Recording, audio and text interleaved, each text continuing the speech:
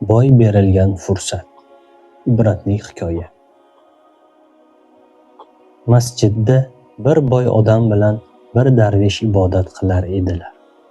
Ular bir-birlariga yaqin o'tirganlaridan qilayotgan duolari bir-birlariga eshitilib turar edi. Darvish namozdan so'ng shunday duo qildi: Allohim, qornim juda och, menga falon taom, falon shirinliklardan yetkaz. Shunda boy ichida shunday dedi: bu darvish atayin menga eshittirish uchun ovozini chiqarib duo qilyapti. O'zimga aytsa ham bo'lardi-ku. Unga hech narsa bermayman. Nafs doim shunday har ishga aralashadi. Darvish duolarini bitirib, masjidning bir chetiga borib yonboshladi. Bir ozdan so'ng masjidga bir odam qo'lida savat bilan kirib keldi.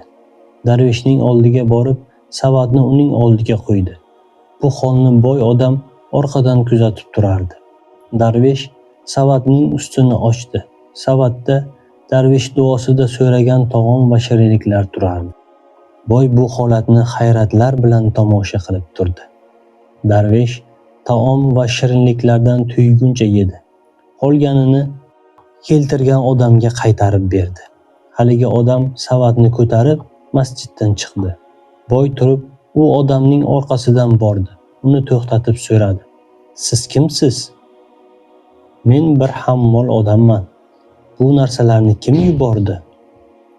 Hech kim yubormadi. O'zim keltirdim. Siz bu odamni taniysizmi? Yo'q, tanimayman. Tanimagan bilmagan odamga nega shuncha narsa olib keldingiz? Sizga anglatay, dedi hammol kulib. Men bir faqir odamman. Odamlarning yukini tashib kun ko'raman. Bugun bir boy odamning yukini tashidim. U menga juda ko'p pul berdi. Men ham darhol boshqa vaqt bolalarimga yedirolmagan taomlar uchun bozorlik qildim. Uyga olib bordim. Ayolim taomni tayyorlar ekan, men uxlab qoldim. Tushimda payg'ambarimiz sollallohu alayhi vasallamni ko'rdim. U zot menga shunday dedilar: Mana shu masjidda bir vali inson bor. U hozir mana shu taomlarni istamoqda. Sen unga mana shu taomlarni olib borib yedir. U bu taomlardan yeganicha yesin. Sen qolganini olib kelib o'zing ye. Shunda senga barokat bo'ladi. Shu ishni qilsang, men seni jannatga kirishing uchun kafil bo'laman. Uyg'ondim-u taomlarni olib masjidga yugurdim. Voqeani qolganiga o'zing guvoh bo'lding, boy dedi. Shu taomlarga qancha pul sarf qilding?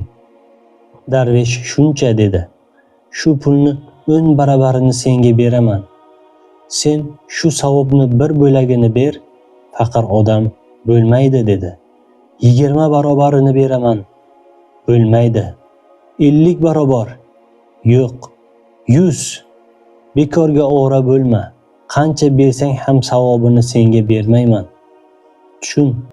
Payg'ambarimiz alayhissalatu vassalom menga bu ishim uchun jannatni va'da qildilar. Sen menga butun dunyoni bergan taqdiringda ham men buni senga bermayman. Qara, sen bu odam bilan yonma-yon turib namoz o'qib, savobdan bebahra qolding. Agar nasibang bo'lganida edi, bu ish senga nasib qilgan bo'lar edi. Xulosa o'zingizdan.